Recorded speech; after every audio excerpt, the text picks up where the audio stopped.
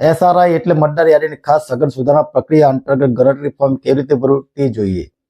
ફોર્મમાં જમણી સાઈડ મતદારનો હાલનો ફોટો ચોંટાડવાનો રહેશે.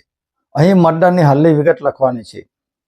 જન્મ તારીખ, આધાર નંબર, મોબાઈલ નંબર, પિતાનું પૂરું નામ, જો પિતા હોય તો તેમના હાલના ચૂંટણી કાર્ડ નંબર, માતાનું પૂરું નામ, જો માતા હયાત હોય તો તેમના હાલના ચૂંટણી કાર્ડ નંબર.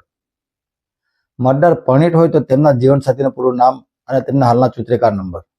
જો મતદારનું પોતાનું છેલ્લા એસઆરઆઈ એટલે કે 2002ની યાદીમાં પોતાનું નામ હોય તો અહીં ડાબા કોષ્ટકમાં 2002ની વિગત લખવાની છે. મતદારનું નામ 2002ના ચૂંટણી કાર્ડ નંબર, સંબંધીનું નામ, સંબંધ, જિલ્લો, રાજ્ય, વિધાનસભાનું નામ, વિધાનસભાનો ભાગ નંબર, વિધાનસભાનો સિરિયલ નંબર એટલે કે અનુક્રમ નંબર. જો મતદારનું વર્ષ 2002ની યાદીમાં પોતાનું નામ ન હોય પરંતુ તેમના માતા પિતા કે દાદા દાદી માટે કોઈ પણ એકનું નામ હોય તો તેમના જમણા કોષ્ટકમાં વિગત લખવાની છે અને ડાબુ કોષ્ટક ખાલી રાખી દેવાનું છે. તેમાં વિગતો આ પ્રમાણે છે. નામ, તે સમયના ચૂંટણી કાર્ડ નંબર, સંબંધીનું નામ, સંબંધ, જિલ્લો, રાજ્યનું નામ, વિધાનસભાનું નામ, વિધાનસભાનો મત વિભાગનો નંબર અને અનુક્રમ નંબર.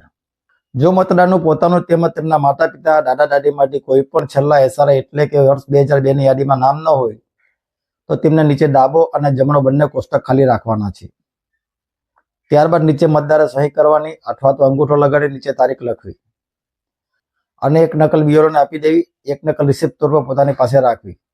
જો વિડીયો ઉપયોગી લાગ્યો તો વિડીયોને લાઇક કરજો, શેર કરજો અને ચેનલને સબસ્ક્રાઇબ કરીને સપોર્ટ જરૂરથી કરજો.